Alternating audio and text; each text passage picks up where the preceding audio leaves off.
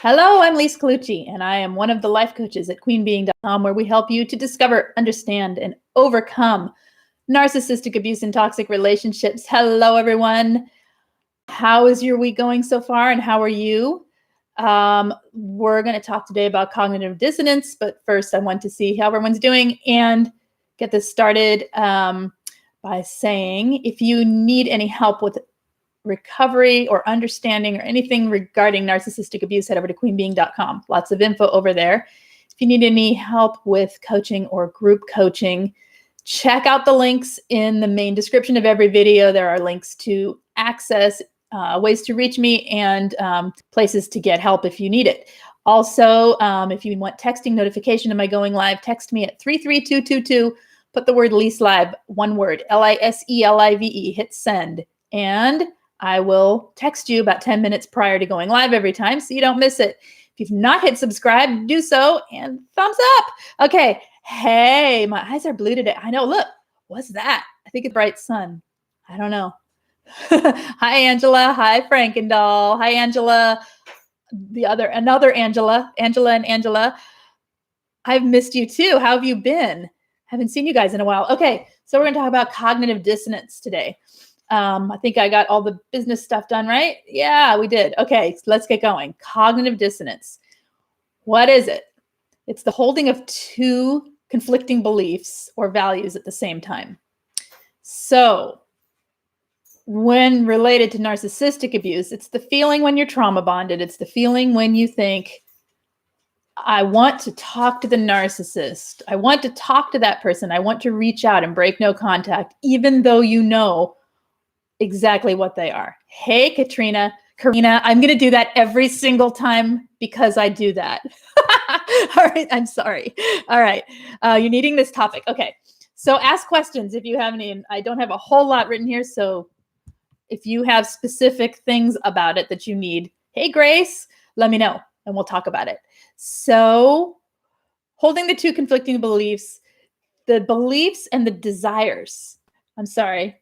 Yeah, that's right. Your beliefs and what you desire to do are in direct conflict with one another. I desire to have no contact. I believe I should, but then there's the conflict of what you actually desire, which is to break no contact. So it's like your beliefs are telling you no, and your wants are saying, but I really want to. The topic is cognitive dissonance today. And again, you guys, if you have topics that you want for the week, this week I'm kind of going with ways to look at what's going on with narcissistic abuse, how it affects you, things related to looking back and seeing the patterns that form this sort of tolerance we have, I want to call it, for when we choose adult partners who are narcissists. Part of it's not seeing red flags, right? And part of it is that we have high tolerance because of sometimes the patterning we learned as children. So another day we'll talk about stuff regarding that. Another day I want to kind of talk about ways to get your life back together and make it kind of fun. So that's what I'm thinking this week. And if you have any topics you want, let me know either in chat or more importantly in the comment of a video, because I do tend to miss them in chat. Okay. So many questions about this topic. Okay, so let's keep going then with the cognitive dissonance. The problem with it, well, there's a huge problem with it. If you've ever felt it, you know the problem with it. You are locked down into a behavior and emotional patterns that do not correspond with what you want for your life, right? You're locked into this feeling like a trap, feeling bonded, feeling connected, feeling a desire for something that's really bad for you, knowing that it's not what you want for your life. And you can't make it stop. Right? It just keeps going. It's like you're stuck, right? Tied to the narcissist, those trauma bonds and the cognitive dissonance that holds you there, make it hard to move forward with your life, right? The other thing that happens is we start to self-blame because we think, I know better. Why do I care? I know better. And so we start to self-blame, and it can then become about your feelings toward yourself. What are you saying here, Grace? I'm having cognitive dissonance about living. I want to break out and make new experiences. At the same time, I'm hearing my inner critic doubt yes, that's what I'm talking about, right? Hey, Mary. Like I'm trauma bonded to my bad life experiences. Yes, I think if you've had multiple experiences in your life that have had multiple traumas, you have CPTSD from repeated abuses from different people, we do get addicted to the trauma bond cycle, not so much the narcissist. And all what we're doing often is just going back to the nearest one. Sometimes we'll go back to the family of origin, which was like we'll break it off with the narcissist and then we'll dive right back in with the family. And the family was the problem to begin with. So yes, I think we do have exactly that going on a lot of times. Makes you feel worthless and not strong. Well, you are not worthless and you are strong. Okay. But I understand the feelings don't necessarily correspond with what you know about yourself even, right? So what it creates when you have cognitive dissonance is it's extremely uncomfortable. You know better and you're doing it anyway. It's like an invisible magnet. You picture like a cartoon with the invisible magnet pulling the thing forward, and they're fighting to get away from it. Like your brain and your mind and your thoughts, and sometimes even some of the patterns you're setting up are pulling you away from that thing that's toxic, and some invisible force is pulling you towards that thing, and it's extremely uncomfortable. So that discomfort, what happens is instead of riding with the discomfort, we start reacting to the discomfort and going with the feelings of cognitive dissonance, and either having the pervasive thought loops that go with it, or reaching out to something toxic, or self-sabotaging, or doing things that aren't healthy for ourselves, avoiding it. All kinds of things that aren't healthy for ourselves that don't fix the problem. They kind of just either gloss over it for a little while and then it comes back strong, or it just makes it worse. So shame that we already have too much of. Yes, exactly. So okay, so how does this happen in narcissistic abuse? Why is it so prevalent? What is it from? Okay, it's from several things. The intermittent reinforcement that a narcissist gives with the love bomb and devalue cycle. It's not like you can say, well, some people can a little bit, but you can't say like Wednesday at 4:00, they're going to do this horrible thing and it'll last until Friday at 2 p.m. And then at Friday at 2 p.m., the love bombing will start. And then by Saturday afternoon, it'll stop again. Sometimes you can pattern it because they're just really habitual people, but usually it's extremely intermittent. It's 10 minutes here, 20 minutes there, build up of good, pulling the rug out from under you out of nowhere. You're always on eggshells because of the intermittent reinforcement. That creates this feeling in your brain of confusion, right? And that confusion starts to feed into this cognitive dissonance. Is fear Angela is asking, is fear both of success and failure part of cognitive dissonance? I think the belief that you have around the feeling of I want to succeed, I can't succeed would be a form of cognitive dissonance. I know I can succeed. I know I could be successful at what I'm doing right now. I could be a most amazing coach to anyone, right? I know it. And then the fear of, oh, I don't think I can do that. That would be conflicting, right? So it's anytime you have a conflicting belief and value at the same time. Doing all the healthy things, but we're doing self-care a couple of years now, ready to move my consciousness a little further along. How much self-care is too much? Again, cognitive dissonance, right? Hi, Jack. They're done, right? Because I didn't see them on. Are they done over there? I hope so, because I didn't see them on. I just went. If they're not, hi. Okay. Let's see. So another thing with narcissistic abuse and cognitive dissonance is the gaslighting sets up confusion. It sets up a confusion where you stop believing yourself. You start disbelieving your experience. Oh, good. They just finished. Okay. I didn't know. I would have. Oh, they were probably on Dana's. That's why I don't have her thing. I should do that. All right. Anyway, back to this. So I'm glad they're done. And hello, Belle. I got your message and I fixed it. So it should be okay now, Belle. All right. Cognitive dissonance, gaslighting. Gaslighting sets up confusion and it creates its feelings and disbelief of self, and it helps to create more cognitive dissonance, because how can you believe like if you see something and you believe something's happening, your experience is then invalidated, and not only that, but flipped around and turned on you so that you're told you're crazy. How can you trust yourself? So how do you know if what the thing that you saw and you know about this narcissist is the truth, or the feeling of love you have for them is the truth?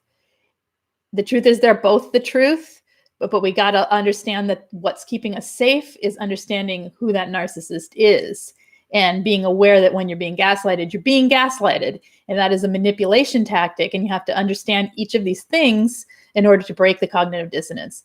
Okay, in that way, it's sort of like cognitive dissonance isn't one thing. You see what I'm saying? It goes into all kinds of areas of your life, and then it sticks with you, like you guys are talking about. Good. Okay. Yeah. Try it again today. It should work. Cognitive dissonance, we see picture of them being lovey all the great times, but then there are the other side. Exactly. They have shown you, and this is my next point, the narcissist has shown you the good, the potential for good, which is even worse than the good. Someone being nice to you is one thing. Someone being nice to you that's holding up the potential for what that relationship could be, which is what hopefully we're doing in positive ways toward one another, right? But when a narcissist does it, they're just showing you a lie. They're showing you what they could be if they kept that mask on, right? They're not showing you the truth of who they are. So, but in any case, that showing you the potential for good. What did I put here? And then they allow and even feed into your empathy and love growing toward them, right? So they are reeling you in with all of the love bombing, and with all of the neediness, and all of the affection, and the false connection, and all of that. So while they're doing that, and then all of a sudden, what? It flips. They devalue. And when that rug is pulled out from under you, when the devaluing hits, or the silence, or anything that they do, the gaslighting, all of the stuff that they do, it sets off a cognitive dissonance response in you. You are holding both the truth of what you wish they could be, what you know they could be, and the reality of how they act.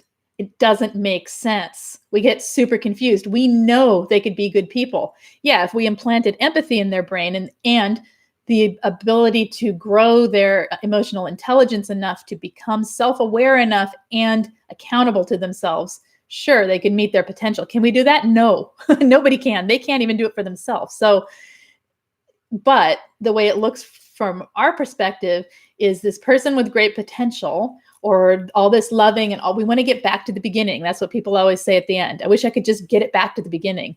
Well, you can't. That was fake. That's how a narcissist reels you in. That's called grooming. That isn't the honeymoon phase. That every healthy relationships go through the honeymoon phase, right? You meet someone, you get all excited, you have the lovey-dovey time, whatever. That's kind of normal. But the narcissist does that ramped up many, many notches, right? And it's not that they're in a honeymoon phase. They're in the seductive, luring in of new supply phase, which is just them playing with a brand new toy. That's all it is. So, but we don't see it that way, right? We see it as the greatest, most exciting thing that's ever happened often. And we want to get back there. But the cognitive dissonance that keeps making us want to get back there is what's keeping us stuck in the trauma bond. So got to break it. All right. What are you guys saying? That's what I'm going through because I broke no contact. Oh, yes, I know. He's been so sweet, and I'm waiting. Okay, so if you can't just break it now, Mary, if you can't just say, you know what, I know what this is. Number one, you're in Groundhog's Day. You have entered Groundhog's Day. Welcome to Groundhog's Day. It's true. Okay. The cycle will repeat. Don't get hard on yourself when it does. Just say, oh, I remember she said that, or I remember so-and-so said that, whatever. Yes, this is what's happening. The more you get hard on yourself about allowing, so you say breaking the no contact, the harder it's going to be for you. Use this to watch. If you can't get out now, if you can't say, you know what, I already know what's going to happen, forget it. I don't need to see it. I don't need to experience this. and you can't get out now, then use it to watch and watch very carefully what's happening and be very, very clear. Oh, they're being sweet. What are they after? What do they want? And watch when you set boundaries, what happens when they do the thing, because they're going to devalue. When they do it, understand what it is. It's not about you. It's about how they function in relationship. And then when you get out, you'll understand that it is their truth. Okay. Because this is what we're going to talk about. How do you break the cognitive dissonance?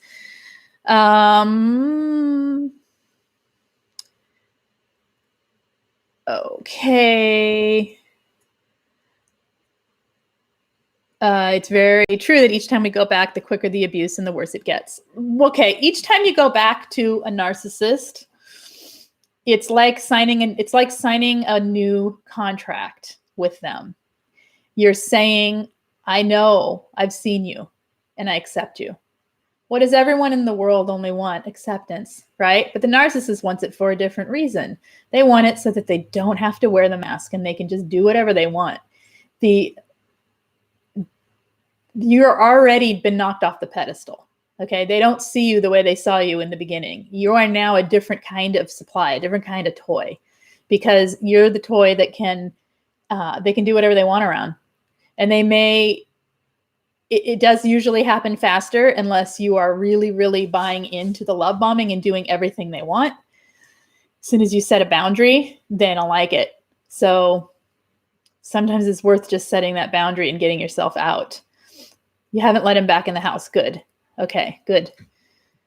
Sometimes it takes a couple times to make a final no contact. It does. And so what do you need to learn is what I would also ask. What do you need to learn from this? Why are you back in at all? And what are you trying to learn about it so that you can look for those lessons and not get hard on yourself, but just see them as they are. The more we see people as they are, a narcissist teaches you to see the illusion.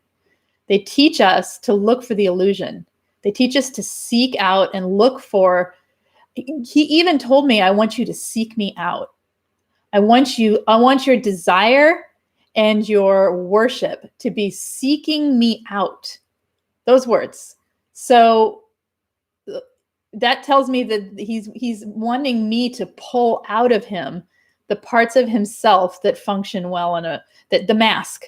He's wanting me to make it so that his mask stays on easily, right? Super controlling in super lack of accountability, right? Okay. So, okay. It is all illusions. I cannot understand how I did not see it. Well, we don't see it. Look how many of us there are. You don't see it. People don't see it even when they see it. It's only that seeing it from distance that you actually see it. When you're in it, no matter how strong you are, no matter how much you are able to manage it, you're not seeing it. To only see the whole truth, you need distance and you need perspective. So I fully believe that. I don't think, because otherwise you have to play into the delusion a little bit in order to function with them, right? Exactly. I saw the red flags and I didn't realize what they meant. Exactly. We don't know until you understand how this works and the effects of it and the fact that it's not something that is going to go away. Yeah. Okay. All right. So this is the first thing I wrote here for how to help yourself when you have cognitive dissonance. Whatever the situation is that you're having cognitive dissonance about, trust your mind, trust your logic, trust your experience. Write it down and look at the truth of what is real. What is this narcissist? What is this, whatever the situation is? What has actually happened? What happened? What truly happened? What is my experience of what happened? That is more truth than you need. If you're talking about leaving a narcissist, if you wrote down the truth of 2 arguments, that's all you need. The truth of them, how they actually went down, what they were about, what was, you probably can't remember because you were being gaslighted. So just that in itself, if you look at the truth of the patterns that have happened with the narcissistic person in relationship to you, is that something you want in your life? Regardless of what their potential is, I mean, that's what, the evil fairy tale villains are made of, right? Potential and sheer wickedness. So they're never going to give you the potential. They know what the potential is and they feed it to you. So you have to listen to the logic and you have to look at the truth of what's actually happening and stop telling yourself, stop blaming yourself, stop shaming yourself, and all those other things. Those are part of the trap. Those are part of the emotional trap that keep you there. Okay. Been in for several minutes, but chat from other live stream I left followed me over, had their chat. Well, I heard Lise. Weird. How funny. Okay. So true. Distance brings some clarity. It does. And the more distance you have, the more clarity you have. And the more and the more you do some of these other things, the more. So I'm giving you ideas for ways to gain clarity through the cognitive dissonance. It's like seeing through the fog. All right.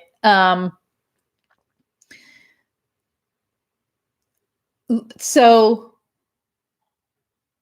sometimes when we're looking for the potential in a narcissist and we're wanting to go back and we're looking for the potential. Hi, DK. What we can ask ourselves is, what was it that I actually needed? And then give it to yourself in a way that does not need relationship to do so.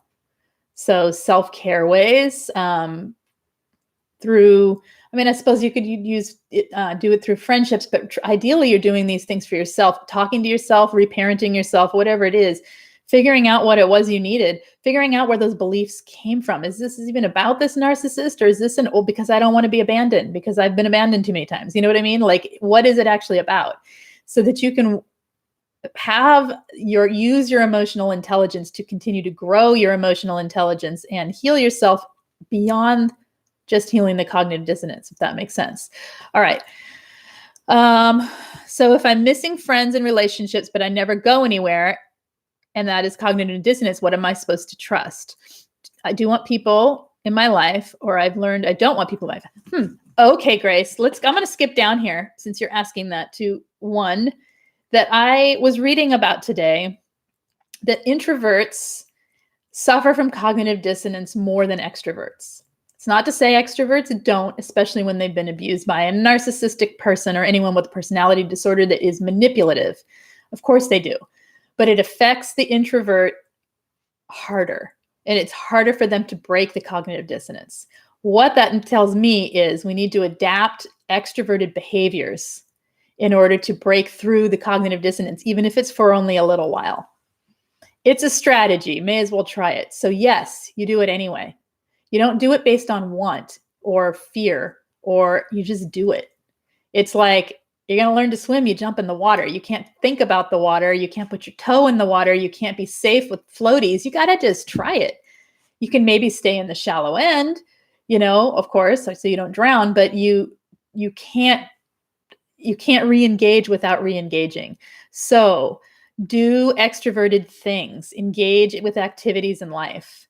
Do it in small doses if you have to. If you're trying to break cognitive dissonance, being introverted and staying in an introverted pattern apparently is harder on you than doing extroverted things.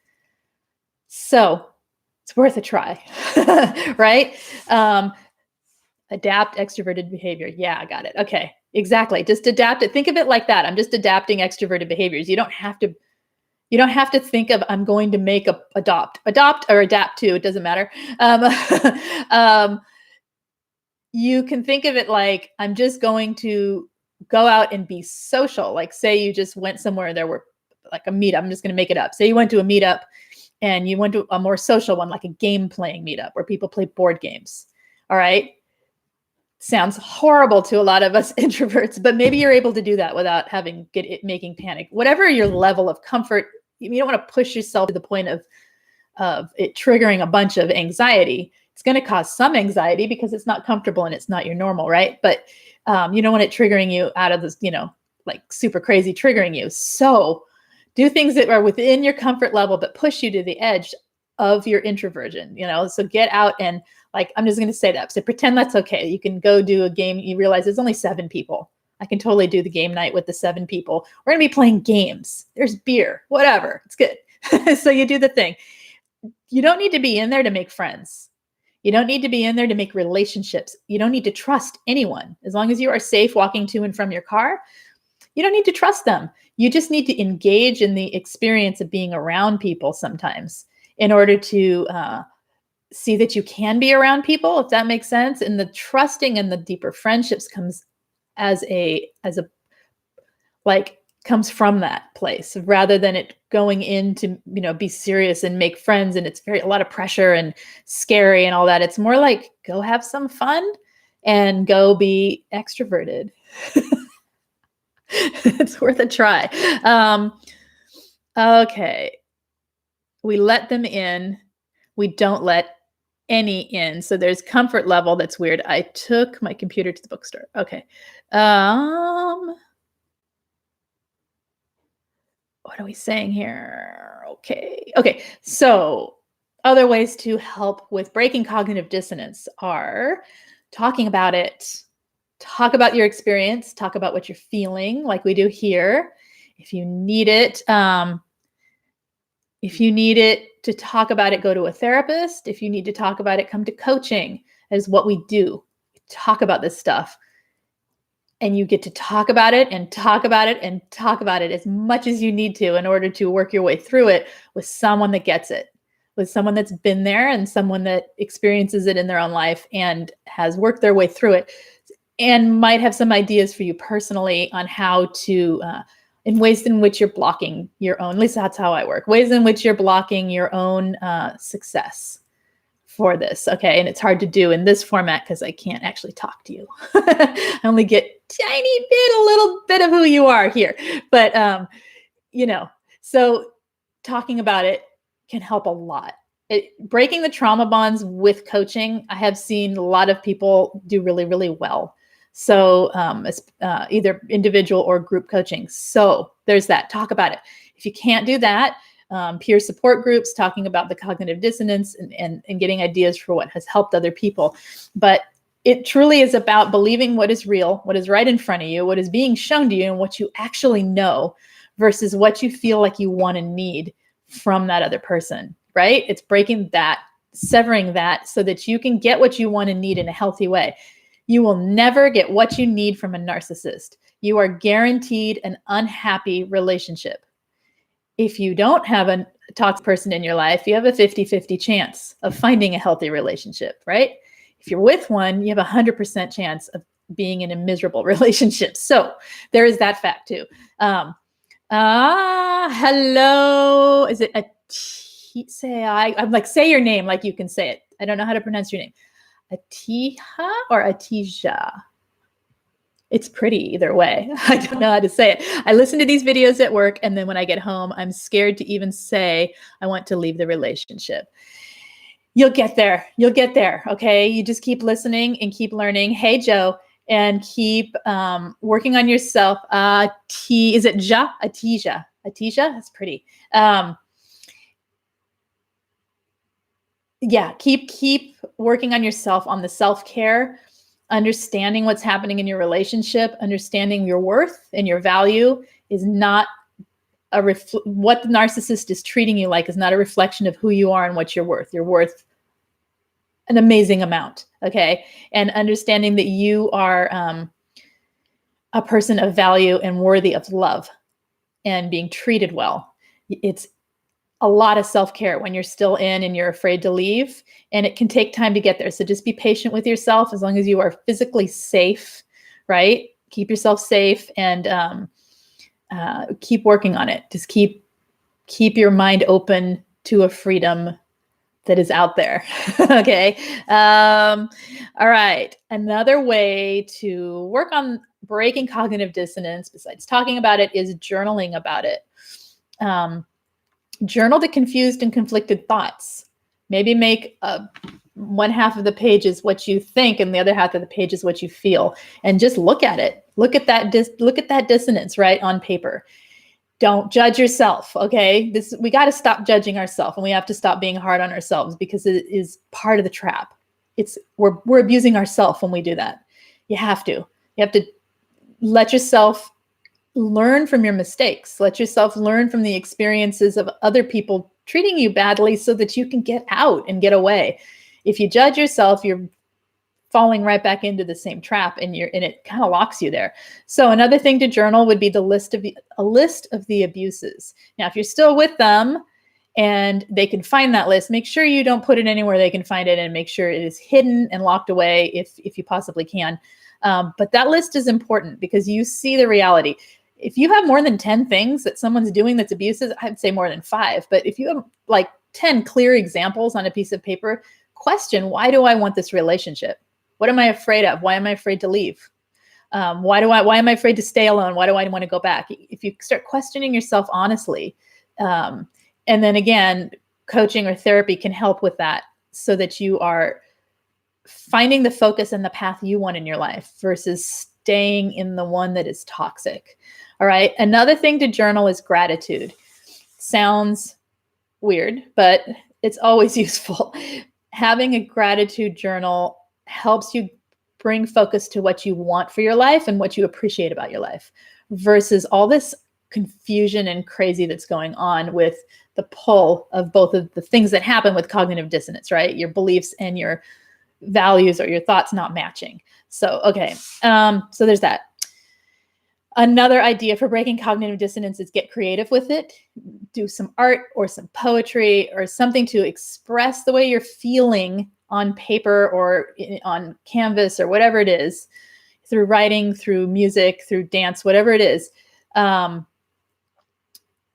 Creative expression of your emotions is like, especially if it's a nonverbal form, can be really helpful in kind of sorting through it in a way that is of the language of the subconscious. Our subconscious doesn't, as far as I'm aware, does not think in a verbal language. That's why our dreams are surreal and bizarre imagery.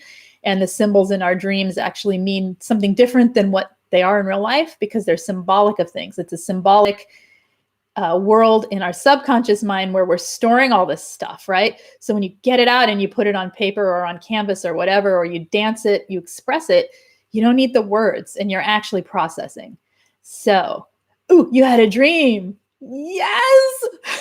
So anyway, let's finish this and we'll hear Jack's dream. All right.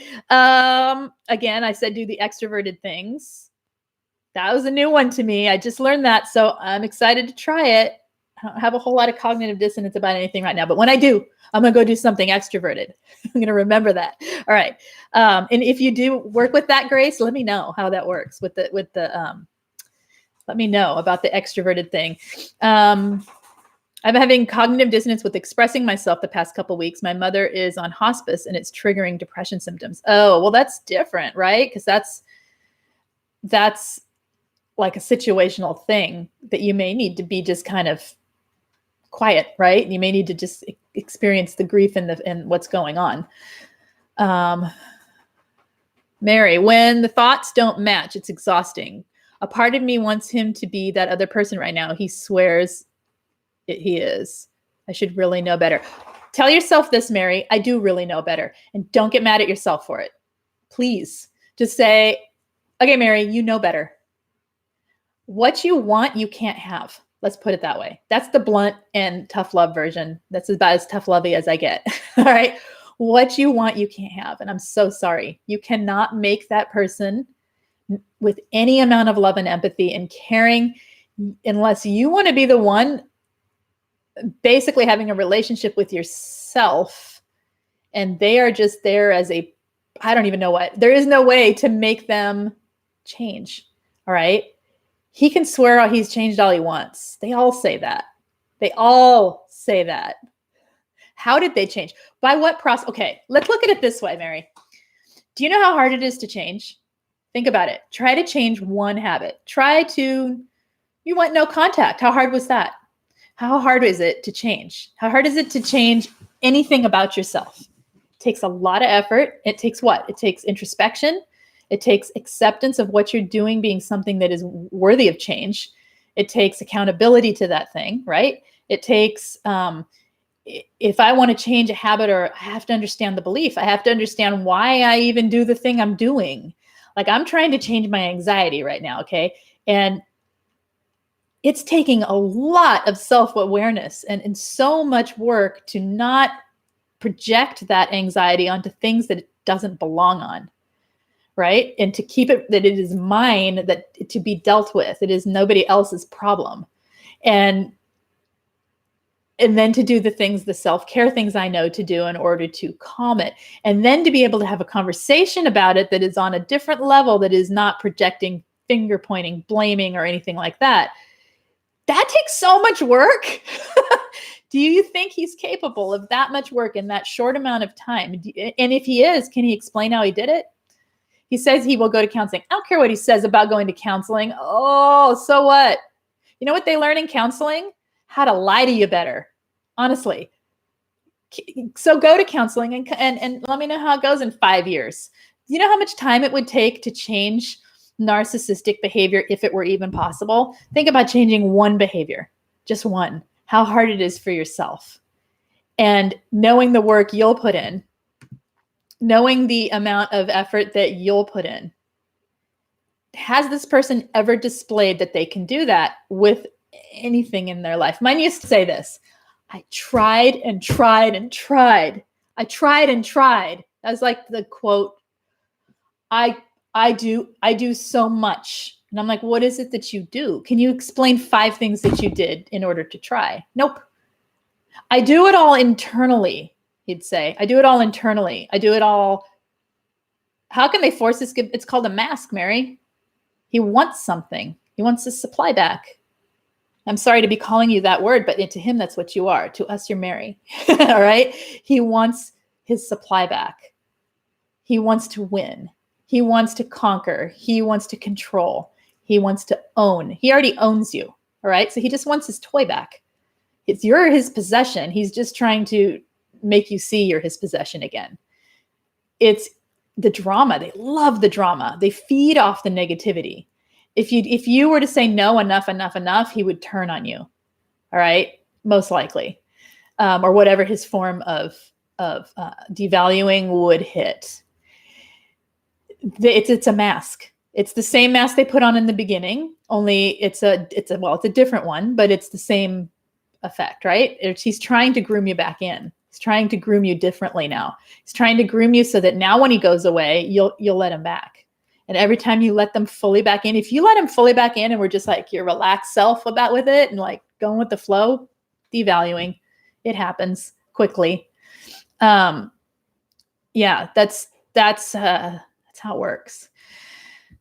Okay.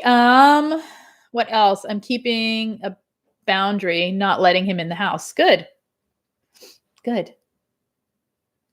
And that's just like a little bit of a challenge, isn't it, for him?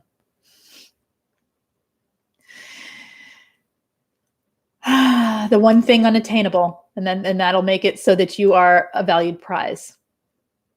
You should keep the boundary, absolutely. But you see what I'm saying? It's not about making it right. It takes so much to make change. It really does. You can't just see the wrongs of your way and change.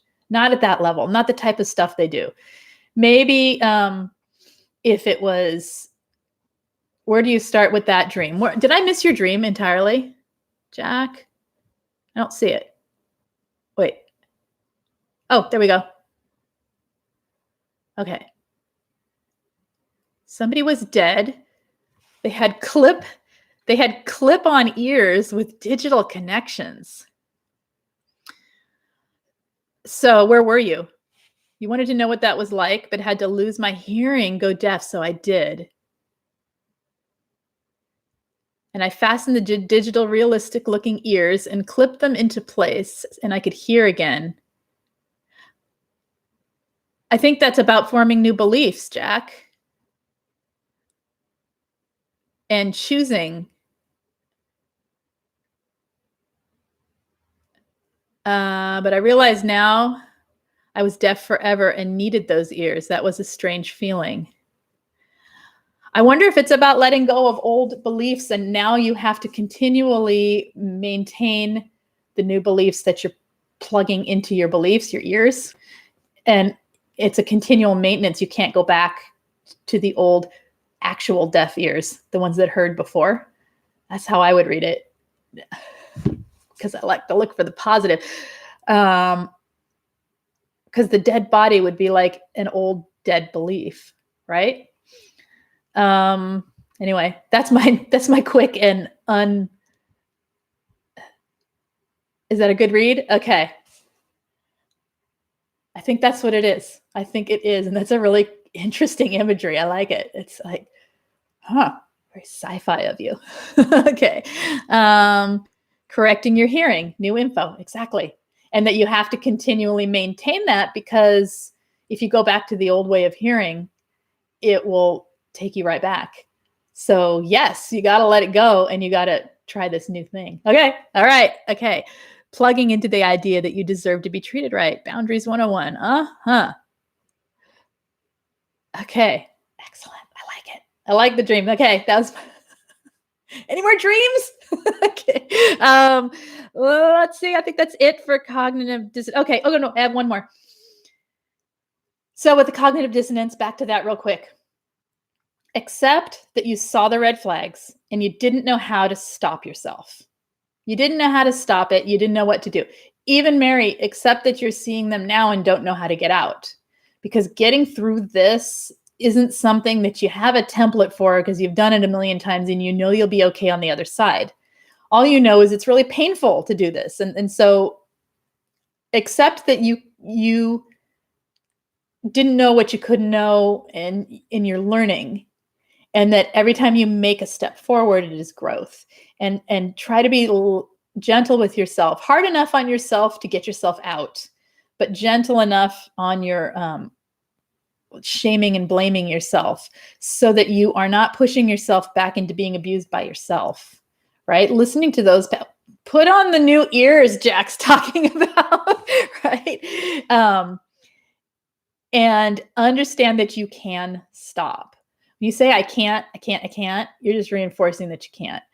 You can stop. You can break the cognitive dissonance by not believing it, by doing other things, by redirecting your thoughts, by not allowing the looping thought patterns to take over your day. It isn't easy. No one said it's going to be easy. It's not easy. Just keep moving forward and doing as many things in this list and other things that you can think of to break the cognitive dissonance.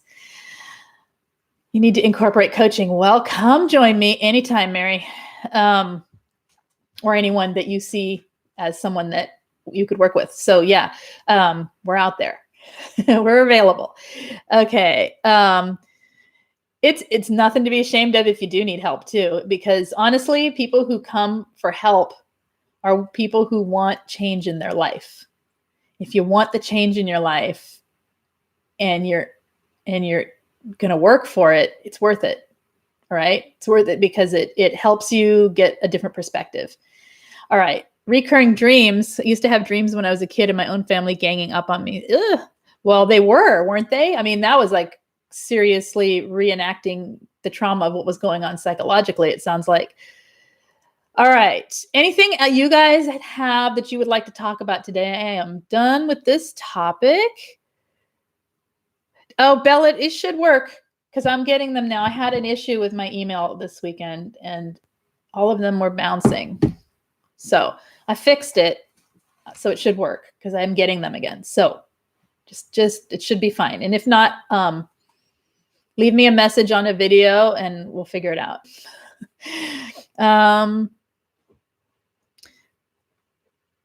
They just did as adults. Yeah. Okay. All right. Anything you guys need to talk about or any questions that you have for your life that we haven't gone over here today, let me know. Any other questions about cognitive dissonance or anything like that, just let me know before we end here. And if there's any topics that you want me to talk about in the future, always, I'm open to any suggestions. So if there's anything, I'm going to wait just a minute here and see if anyone has anything. Otherwise, I am out for today. Okay. I heard there have been issues with other people, companies too. We will work it out. Okay. Oh, that's interesting.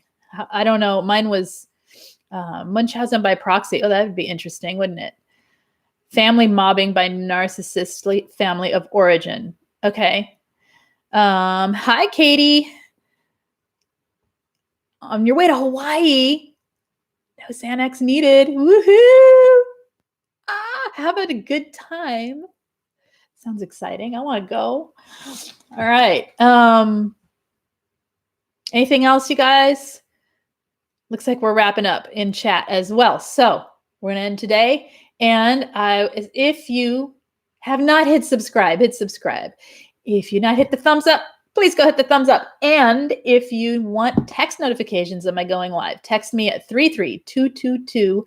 Put the word Lise Live, LISELIVE, hit send. And I will text you about 10 minutes prior to going live every time. It's the only text you will receive.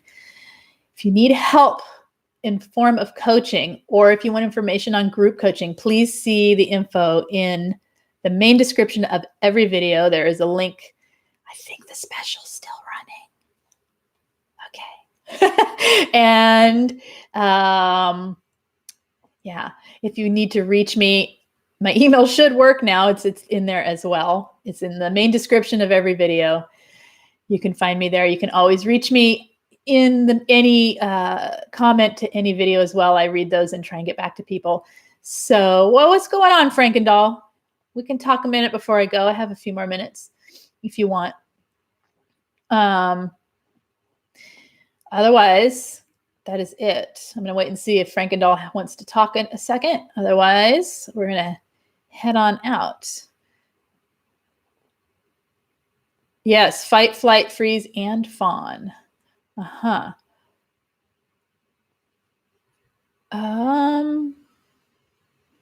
Okay, I'm just waiting to see if Frankendoll has anything here.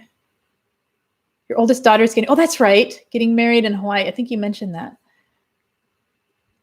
Okay. All right, you guys. Waiting to see. I don't want to miss it. And then I guess I can answer in chat yeah. Okay. Guys, take care. I'll see you Thursday. Bye.